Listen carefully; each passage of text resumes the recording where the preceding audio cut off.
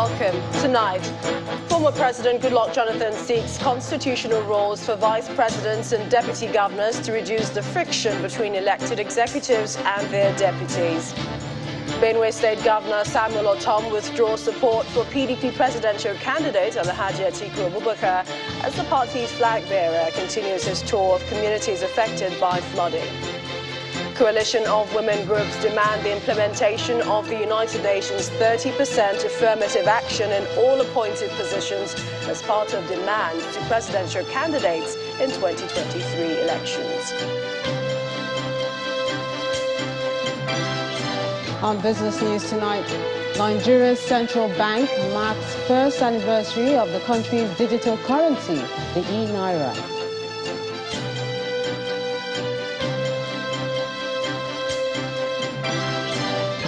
On sports news tonight, Chelsea qualified for the last 16 of the Champions League as Kai Havertz's sumptuous strike earned them a 2-1 win away to Salzburg. From the nation's capital, Managing Director of the Nigerian Ports Authority, Mohammed Koko, says the NPA is in the process of acquiring the technology required to track vessels across the nation's waters. And in international news from London, funerals have been held for 6 Palestinians killed in a major Israeli raid against a militant group in the occupied West Bank in one of the biggest operations in months.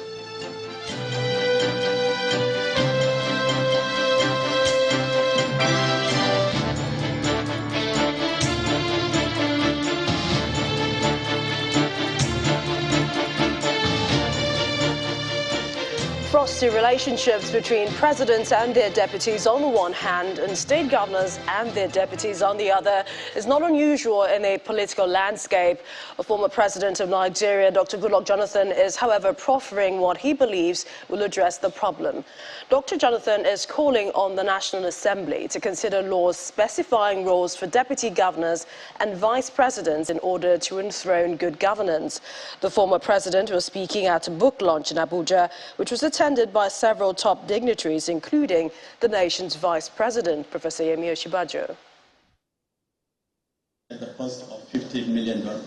The hall of the NAF Conference Center in Abuja is filled to capacity as friends of the Kano State Governor, Abdullahi Ganduje, across political divides, gather for the launch of his new book, which x-rays the frosty relationship between governors and their deputies, titled Deputizing and Governance in Nigeria.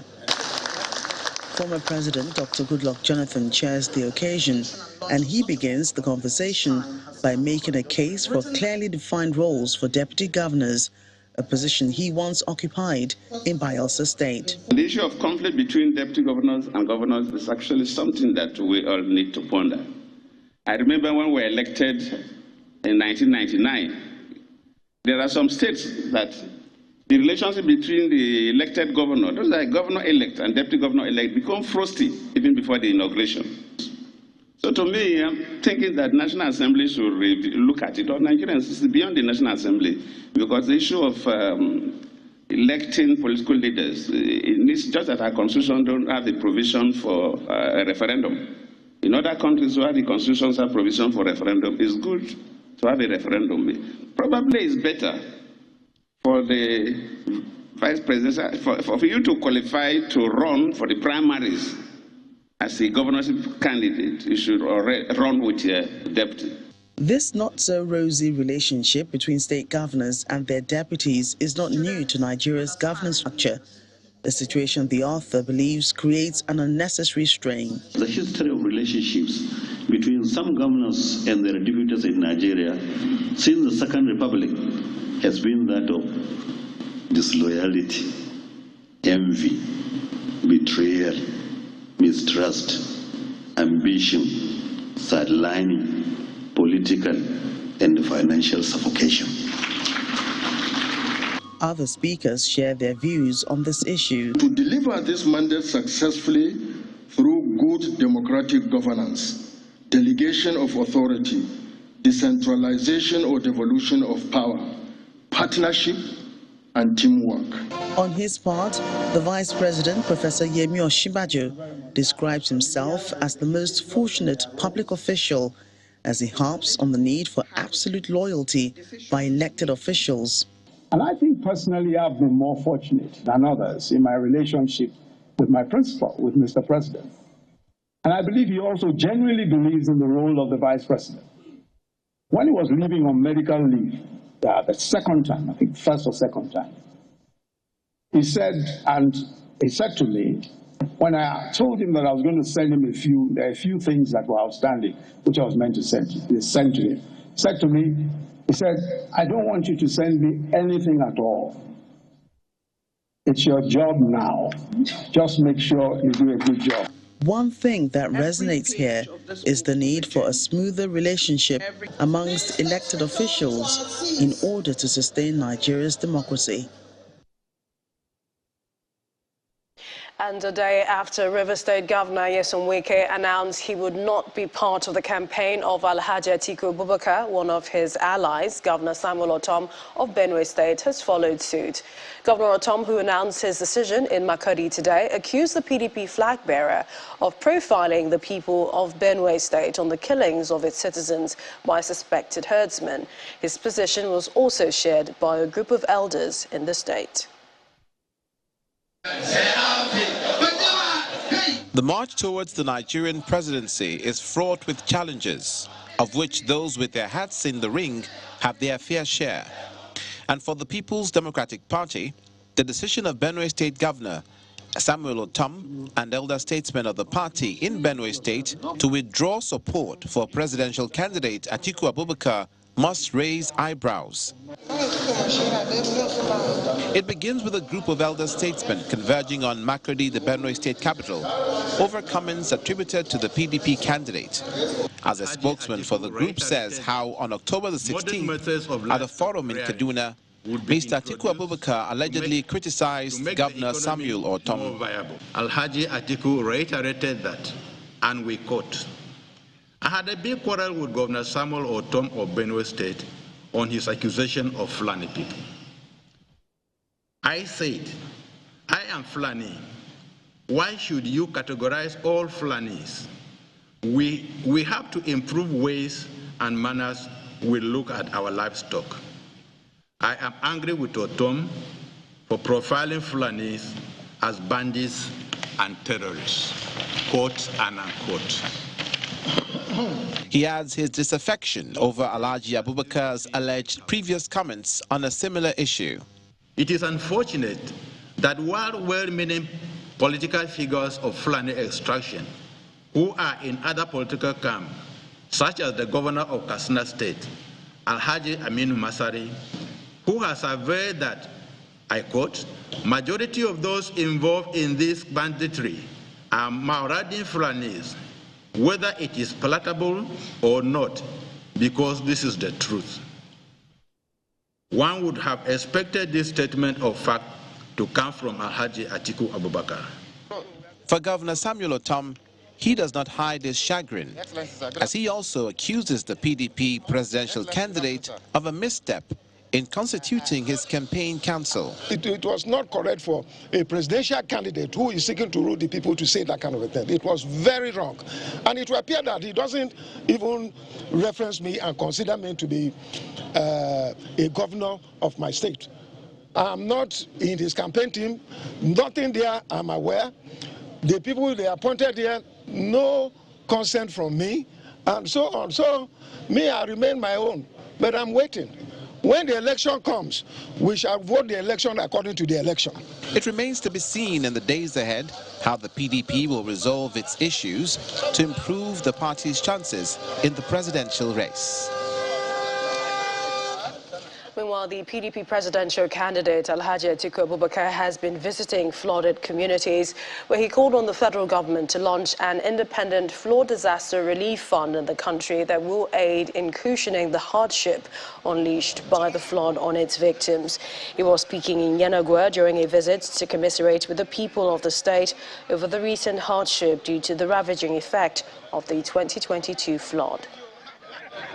People who are likely to survive these floods have lost their belongings and need every ounce of help that they can get from government, non-governmental charity institutions, and private donors.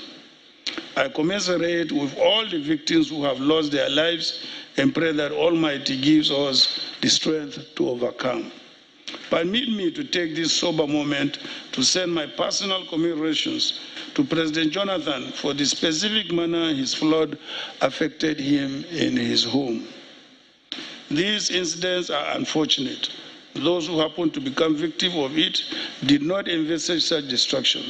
Nothing is too big or too small to give in showing empathy. I want to reiterate my earlier call for the federal government to immediately launch an independent flood disaster relief fund that will provide succor to the victims of the floods.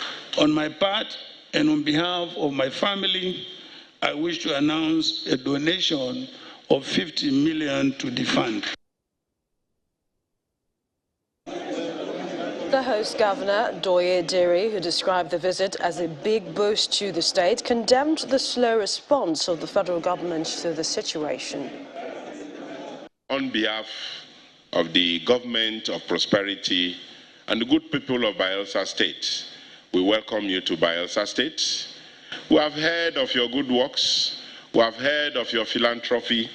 We have heard of all that you have done even before you became vice president and what you are still doing going forward. Today you have also displayed it by donating the sum of 50 million naira. If dams are built, we will not have this problem anymore. I hear some ignorant person saying that the flooding in Bayelsa is because of rainfall. I think they should go back to their geography. We have written letters and the response is yet very slow, giving us another committee for 90 days, for another 3 months. Well, my only prayer is that at the end of those 90 days and at the end of the elections, the PDP will take over government and our prayers will be answered.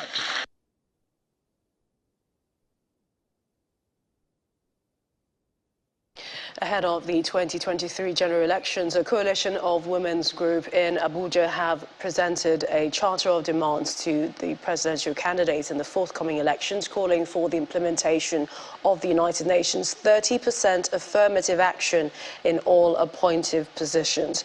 The women, who spoke under the aegis of Voice of Women Conference 2022, decry what they refer to as a continuous decline in the number of women in the country's political space. Some of the presidential candidates at the event, however, say there's need to have a legislation that specifies a certain percentage of political representation for the youth and women. It is a case that women and girls. It is a gathering of some politically exposed women and a few men who are described as the he's for she's in this conference. The objective of this meeting is to interrogate presidential candidates in the 2023 general elections about their plans for women and to present their charter of demand to the political parties. We are tired of being seen and not being heard. We want to be part of the decision making. We want to be on the table. We want concrete actions to improve the voices of women in the parliament. The charter of demand is presented to the presidential candidates.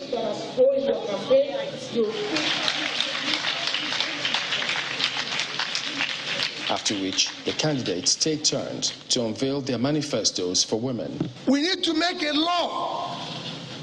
And that is one thing I want you to take from me.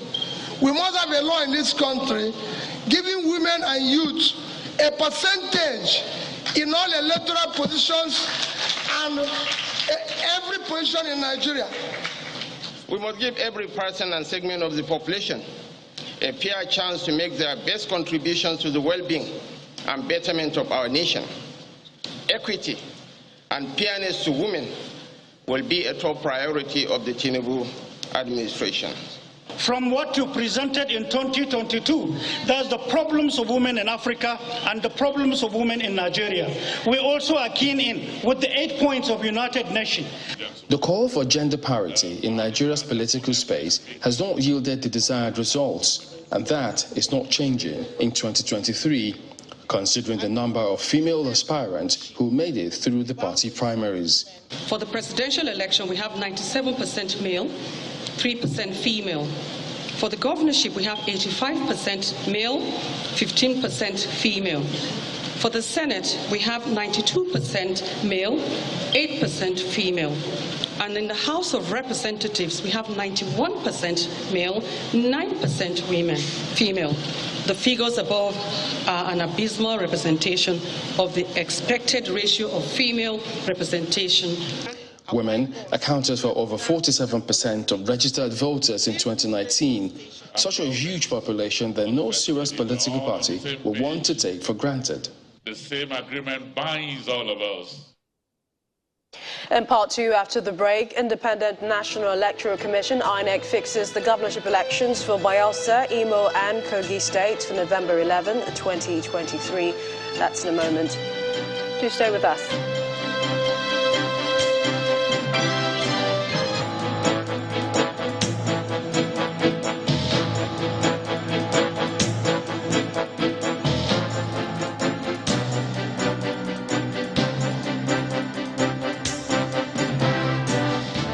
Welcome back. If you just joined us, you're watching the news at 10 live on Channels Television. Here's a reminder of our top stories.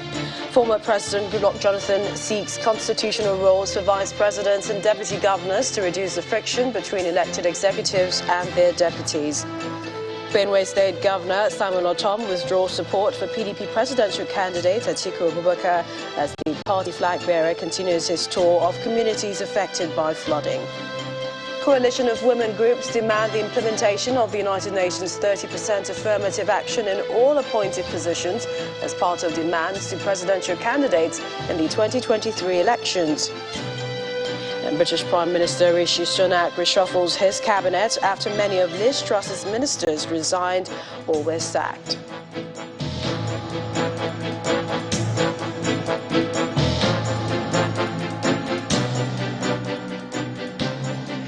With politics, the governorship candidate of the Social Democratic Party, SDP, in Rivers State, Mr. Magnus Abe, says he will raise the standard of living in the state if elected governor in next year's election.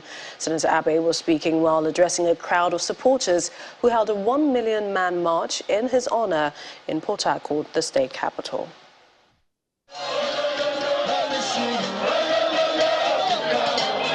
Sea of heads of excited men and women determined to see Senator Magnus Abe of the Social Democratic Party become governor of Rivers State in 2023. The Port Harcourt Polo Club in the New Jari area is the converging point of a 1 million man march rally from the Artillery Junction on the Port Harcourt-Aba Expressway.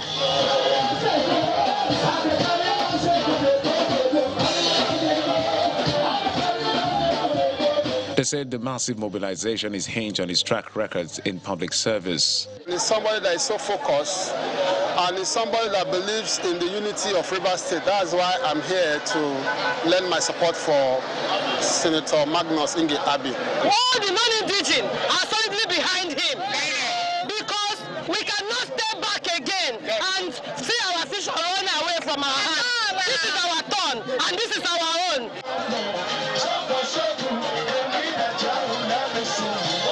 The supporters are joined by the SDP governorship candidate, Senator Magnus Abe, his running mate, Dr. Patricia Bundaya, and others. When you come together, the way you came together today, you are unstoppable, and nobody can stop you. My friend and brother, Governor Wike, will leave office on the 29th of May next year. Magnus Abe, by the grace of God and with your support, I am the incoming governor of Rivers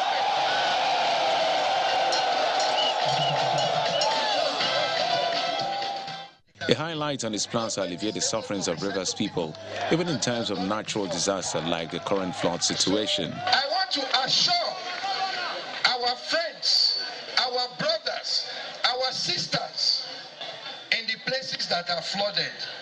Yes, it may happen again, but I want to assure you that it will never, ever be this bad again. Senator Magnus Abe has, since his emergence as the governorship candidate of the Social Democratic Party, sustained a strong political momentum that perhaps positions him as a candidate to watch in the 2023 governorship election in Rivers State. And the Independent National Electoral Commission INEC has released a timetable and schedule of activities for Bayelsa, Imo and Kogi State governorship elections. INEC, in a statement by its National Commissioner and Chairman, Information and Voter Education Committee, says the governorship elections in the three states will hold on November 11, 2023.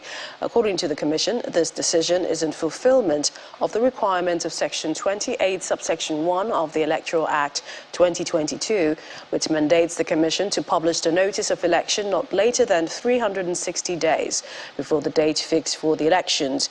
The electoral umpire adds that the primaries for the elections will take place between March 27 and April 17, 2023. The tenure of the incumbent governor of Imo State ends January 14, 2024, while those of Kogi and Bayelsa States end January 26, 2024 and February 13, 2024, respectively. Away from electoral matters, President Muhammadu Buhari has expressed Nigeria's readiness to become a global hub for sustainable manufacturing and distribution of vaccine and biological pharmaceuticals to support initiatives to keep all of mankind safe. The president also called for the speedy takeoff of local production of mRNA vaccines after the World Health Organization selected Nigeria as one of 6 African countries to receive the technology needed to produce the vaccine. Addressing the World Bio Summit 2022, the president pledged commitment to global response to known or emerging pathogens, including the global vaccine assurance ecosystem and equitable access for all. On Nigeria's quest to revive local vaccine production, President Buhari recounted that the federal government of Nigeria had ratified a joint venture agreement with the leading Nigerian pharma company for a public-private enterprise.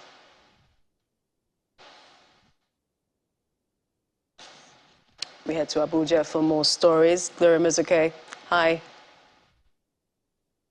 Hello, Millicent. Here in Abuja, the managing director of the Nigerian Ports Authority, Mr. Mohammed Koko, has stated that rogue vessels such as those used to steal crude oil in the country turn off their automatic identification system, AIS, to avoid detection on Nigerian waters. He was addressing State House correspondents at the weekly ministerial briefing in Abuja. He also spoke against the backdrop of a recent incident where an oil tanker evaded arrest in Nigeria after illegally lifting crude oil.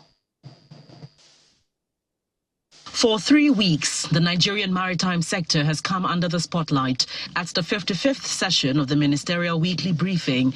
This time it is a turn of the managing director of the Nigerian Ports Authority. MD, NPA. Technology and theft are among major impediments for the authority, and one that stands out is the vessel traffic service, which is critical to tracking rogue vessels on the Nigerian water.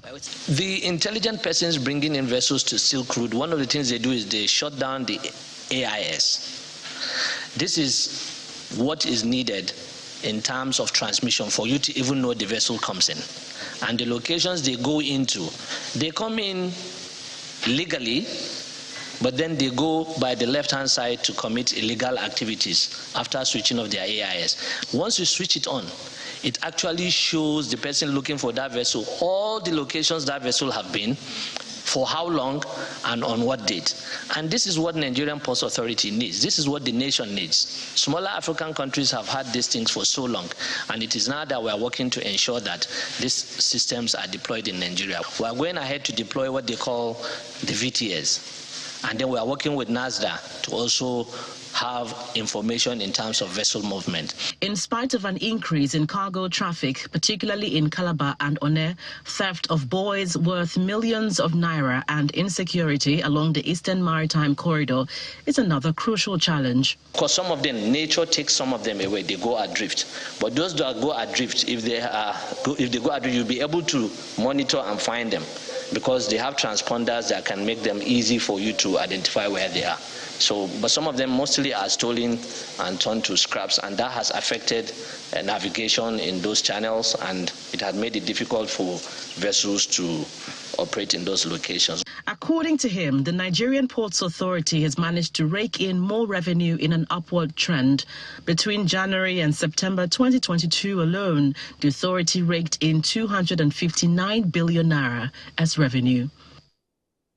The Minister of Information and Culture, Mr. Lai Mohammed, says disinformation can divide Nigeria permanently, with the kinds of rhetoric being thrown around on social media by disingenuous people who have only ulterior motives.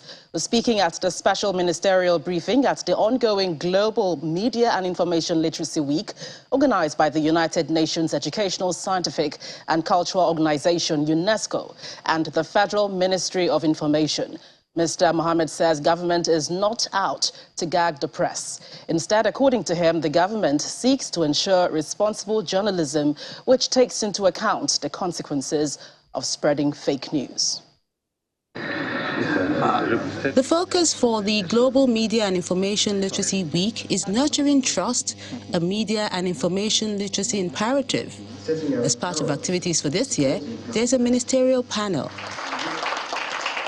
The ministers have within their sight an issue they believe is capable of affecting the country, if not nipped in the bud. I must confess that the act and spread of disinformation in our polity gives me sleepless nights. Hence, any discussion on how to curb it gladdens my heart. Unlike misinformation, which could be an act of omission, disinformation is a deliberate act, and I repeat, deliberate act, to spread falsehood. That is what makes the work much difficult today. Firstly, my humble opinion, we need societal reorientation. Our societal reorientation should focus more on self-regulation. Let us know what we need to do online, and let us know that we are responsible. Whatever you release that is disinformation or fake news, don't look at only the personality you are tarnishing. Look at its effect on your country, your continent, and also globally. It's an opportunity for the Minister of Information to also weigh in on the recent security alert in the nation's capital, Abuja. Some media outlets and social media personalities are usually caught spreading unverified information on their platforms just for clickbait and the attendant monetary gain. Talking of clickbait, this may be what informed the spread of this supposed security alert issued recently by some foreign embassies in Nigeria. One would imagine that if indeed this kind of security alert was issued, it was for the attention of citizens of the issuing countries in Nigeria only. Suddenly, this same alert finds its way into the media, both new and traditional, thus creating panic in the polity. The key resolution of the panel is that the media must look at the wider implications of fake news on the society, the country, and the world. Well, still ahead on the news at 10, Nigeria's central bank marks the first anniversary of the country's digital currency, the e-Naira.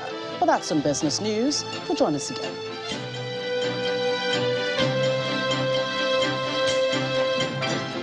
Welcome back to Lagos. As part of its drive to diversify and cater to the growing needs to train professionals in firefighting, prevention and other fire-related issues that may arise in both industrial and domestic environments, the Petroleum Training Institute has launched its Fire Academy. The idea, conceived years ago, was as a result of rising cases of fire incidences, which has led to the loss of properties worth millions and, in some cases, the loss of lives. It's the official commissioning of the Petroleum Training Institute in Delta State. The institution's firefighting academy is structured to look into all aspects of fire prevention and control, firefighting, and the business aspect of firefighting and management. The Petroleum Training Institute, PTI, had the vision of starting this academy 13 years ago due to the rising cases of fire incidents in oil and gas industries in the country. If you have the right training, you are sure to save lives that we may have lost because the experience is not there. Therefore, this training is not just about the oil and gas industry, it's something that concerns all of us. Open, order, stress.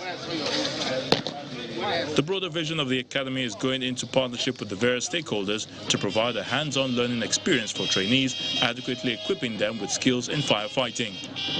We went inboard, had a structure beyond the hydrocarbon to synergize with these establishments that had done so well, to partner with us to ensure that PTI Fire Academy becomes a one-stop center for all kinds of firefighting in Nigeria. A simple demonstration of a firefighting situation is performed by the trainees, after which the CEO of the Petroleum Training Institute leads the chairman of the event and other dignitaries to officially commission the academy. They then proceed on a tour around the facility. What the institute is doing is to develop an academy to bridge the gap, to train firefighters that will help to manage and to solve these issues. We are going to collaborate in a lot of ways because firefighting subject or curriculum is vast, very versatile. It doesn't start both in engineering, management and administration. So in all this area we are going to collaborate in whatever way we can to make sure that at least Nigeria is safe. Our aim is actually to keep property safe and to keep personnel, humans safe. So that's what we are here for. The academy, which will be offering various firefighting courses, is open to any undergraduate who wants to acquire firefighting skills, including professionals across diverse industries, heads of units and departments, supervisors, and even managers. From Delta, we go to talks about climate change and energy transition, which is taking center stage globally. Industry leaders and stakeholders are converging on the OTL Africa Downstream Week 2022 with the theme, Preparing the Downstream Sector for the Future. Top on the agenda at the three-day event is Nigeria's energy transition in the wake of rising commodity prices and geopolitics. It's the 16th edition of the Oil Trading Logistics Africa Downstream Week, holding in Victoria Island, Lagos. Present are investors, regulators, and other stakeholders in the oil and gas industry. The event is centered on regulating a downstream energy transition in dynamic times, and at the core of discussions is energy transition. These discussions have metamorphosed into a compelling strategic case which has embraced another energy transition in this century. It is in the light of the current realities that all stakeholders in the energy sector, and more specifically the downstream, must ensure that the sector is properly positioned. Next is an interactive session with speakers examining strategies to keep the oil and gas as well as the downstream sector well positioned in the face of energy transition. I think the energy needs to be cleaner, and I think we've already talked about cleaner fuels. After that, the participants begin a tour of the exhibitor stands with businesses showcasing products and services as they relate to the sector. The event also presents an opportunity for the CEO of the National Petroleum Authority of Ghana to talk about energy transition plans in his country. The transitional process has already started. Many, especially in Ghana, for example, like I said, many government institutions are beginning to install solar panels and moving away from the national grid and so on. We are moving into a cylinder recirculation model that will also provide auto gas, use gas to power our vehicle. Other industry players also take up issues plaguing the industry. Yes, it's going to be difficult for the population at large, but I think what we're seeing is that the actual direct consumers of the energy that is priced are not the poor people. If you look at the lower 40% income earners in this country, only 3% of them are PMS users. What we look for is to ensure that across that value chain of downstream petroleum. We not only have energy efficiency, but we have it in a sustainable manner, and we've got supply that is able to hold at all times. As conversations about energy transition continue, especially as COP27 approaches, recommendations at the OTL 2022 Expo may become useful in achieving an effective energy transition. Now time for some business news. Here's Melinda Akinlami.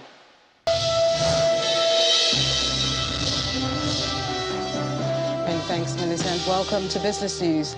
Nigeria's digital currency, the e-Naira, has recorded over 700,000 transactions worth 8 billion naira within 1 year since its launch in October last year. And that's according to the central bank governor. Mr. Godwin Emefiele made this known today at an event marking its first anniversary, where he acknowledged that the journey to mass adoption of the e-Naira is still a work in progress. The local stock market strengthened its gain at the close of today's trading session as investors extended bargain hunting for some high-value equities. Ini John Mekwa has details of today's activity.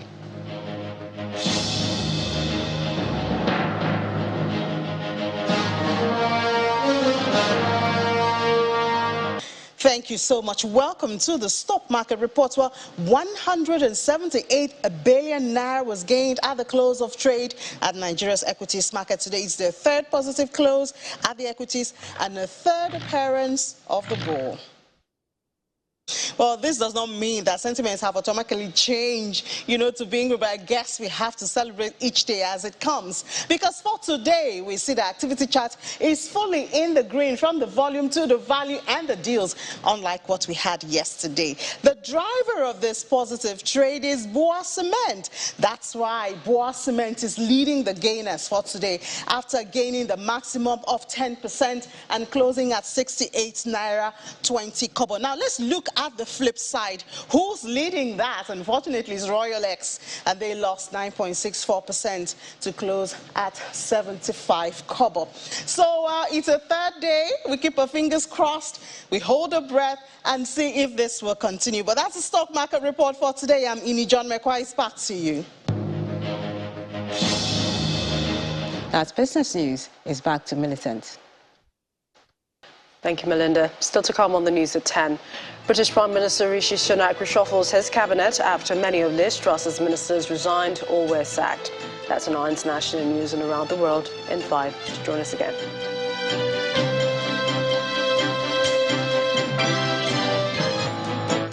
Let's now take you to London, where Simon Pusi has more international news and around the world in 5.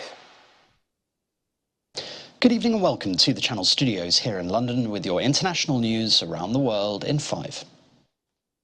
Funerals have been held for 6 Palestinians killed in a major Israeli raid against a militant group in the occupied West Bank in one of the biggest operations in months. Hundreds thronged the streets of Nablus in the West Bank, chanting as the bodies of those who were killed were carried. Shots were fired in the air in protest at their killing. Fires were seen tearing through buildings after the operation in the northern city, which targeted the recently formed Lion's Den group. It's after 5 Palestinians, reportedly all gunmen, were killed in a major Israeli raid against the militant group in the West Bank. Military and UN experts say Russian forces have deliberately cut off water supplies across Ukraine, something regarded as violations of international humanitarian law. For 6 months, homes in Ukraine's southern coastal city of Mykolaiv have been without clean drinking water. Instead, every day, Mykolaiv residents can be seen lugging plastic containers by hand. Ukraine has accused Russian forces of destroying water pipelines in cities they've been forced from. In recent weeks, Russia has further targeted Ukraine's power infrastructure, prompting shortages across the country. Rishi Sunak has become the United Kingdom's new Prime Minister after meeting King Charles. At 42, he is the youngest person to hold the office in over 200 years. In his first speech as PM, he said there were difficult decisions to come and pledged to unite the country. I will place economic stability and confidence at the heart of this government's agenda. This will mean difficult decisions to come. This government will have integrity, professionalism, and accountability at every level. Trust is earned, and I will earn yours. A little before Mr Sunak spoke, the outgoing Prime Minister Liz Truss left Downing Street for the final time as the shortest-serving Prime Minister in UK history. In a short speech, she defended her legacy of trying to push through tax cuts and said she was more convinced than ever that we need to be bold. We simply cannot afford to be a low-growth country where the government takes up an increasing share of our national wealth and where there are huge divides between different parts of our country. Democracies must be able to deliver for their own people. We must be able to outcompete autocratic regimes where power lies in the hands of a few. And now more than ever, we must support Ukraine in their brave fight against Putin's aggression. Ukraine must prevail, and we must continue to strengthen our nation's defences. Our country continues to battle through a storm. But I believe in Britain. I believe in the British people, and I know that brighter days lie ahead.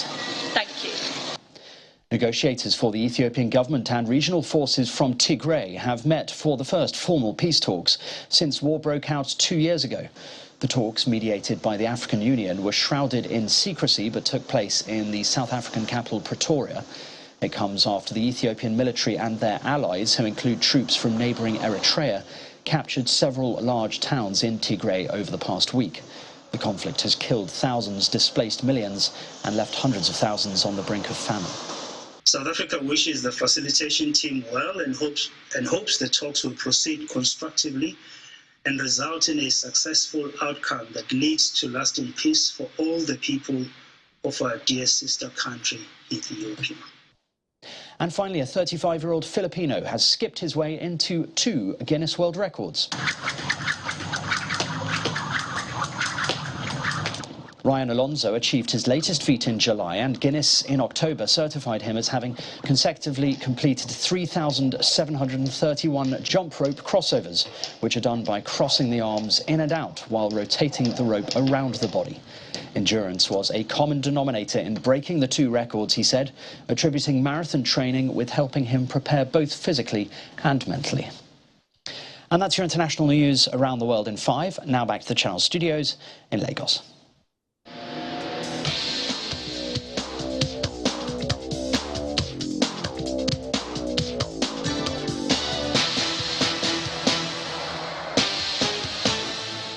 Many thanks, Simon, and welcome to Sports News. We start off in the UEFA Champions League, where Chelsea FC this evening qualified for the last 16 of the Champions League as Kai Havertz's sumptuous strike earned them a 2-1 win away to Salzburg.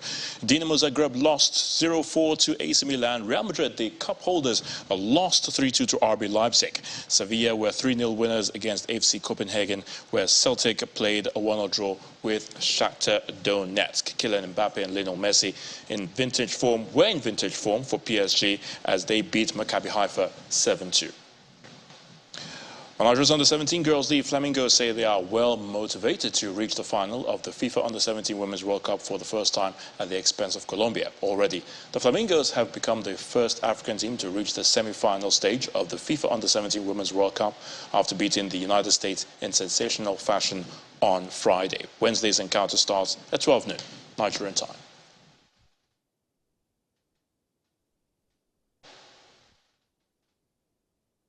And that's Sports News. I'm Ayo Tunde. Balogun's back to you, Millicent.